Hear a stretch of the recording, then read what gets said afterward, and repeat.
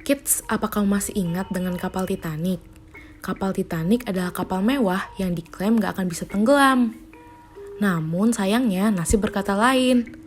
Kapal Titanic pun tenggelam hingga ke dasar Atlantik hanya dalam kurun waktu 4 hari saja. Yuk kita kulik kisahnya. Tunggu dulu, sebelum kita lanjut videonya, klik tombol subscribe dulu ya. Di scroll, klik. Terima kasih. Oke, lanjut. Nah kids, menurut sejarah, kapal Titanic itu adalah kapal mewah yang berlayar pada 10 April tahun 1912. Nah sama aja sih kayak filmnya, pada hari itu juga ribuan orang menyaksikan keberangkatan kapal Titanic tersebut. Pada awalnya, kapal Titanic diklaim sebagai kapal mewah yang gak akan bisa tenggelam. Tapi pada akhirnya kapal Titanic pun tenggelam kids. Sebenarnya para kru Titanic tuh sudah mengetahui bahwa laut di Atlantik itu sedang hangat sehingga membuat banyak gunung es pecah dan hanyut di lautan. Tapi mereka yakin bahwa Titanic gak akan bisa tenggelam. Karena kesombongannya, Titanic pun tenggelam setelah menabrak gunung es pada Sabtu malam 14 April tahun 1912. Nah, diperkirakan kapal Titanic ini tenggelam pada waktu 11 malam lewat 40 menit di Samudra Atlantik bagian utara yang terkenal sangat dingin. Tenggelamnya Titanic menjadi perhatian dunia pada saat itu. Sebab saat diperkenalkan kepada publik pada 31 Mei 1911, kapal Titanic merupakan kapal termegah dan terbesar di dunia. Karena peristiwa itu, sebesar 1.500 orang dari 2.223 penumpang meninggal kids. Tapi nih, ada teori yang berkata bahwa yang tenggelam itu bukanlah kapal Titanic, melainkan kapal Olimpik. Kapal Olimpik ini adalah kapal yang rusak akibat kecelakaan pada tahun sebelumnya. Sehingga untuk mendapatkan asuransi yang besar, pemilik kapal Olimpik pun mengklaim itu sebagai Titanic dan sengaja menenggelamkannya kids.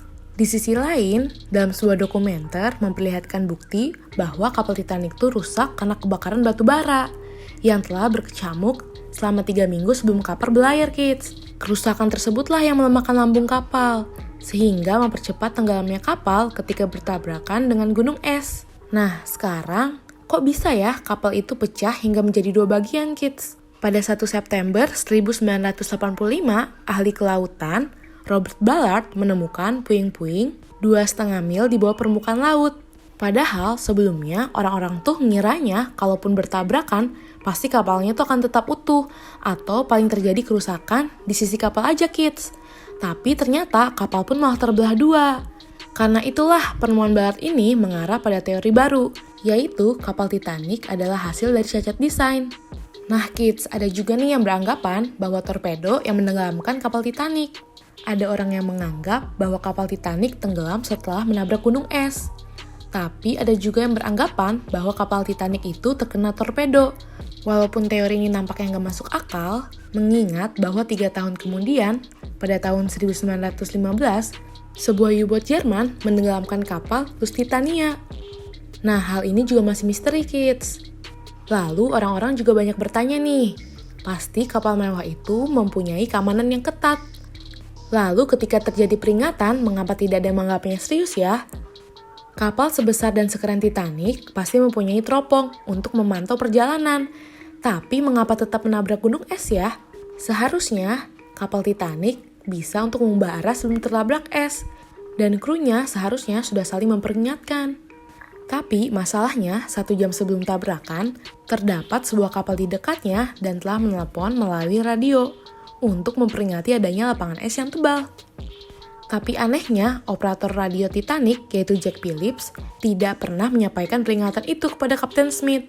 Ini juga masih menjadi pertanyaan, mengapa Jack Phillips nggak menyampaikan peringatan tersebut? Jika saja diberitahukan, mungkin saja kecelakaan tidak akan terjadi, kids. Dan yang terakhir adalah yang paling fenomenal, bahwa tidak banyak sekoci untuk kapal semewah itu. Anehnya, kapal Titanic hanya memiliki 20 sekoci.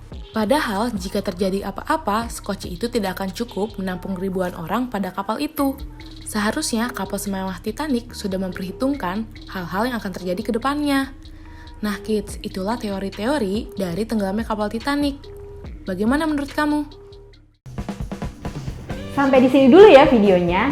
Jangan lupa like, komen, subscribe, dan share ke teman-teman lainnya ya kids. Bye-bye!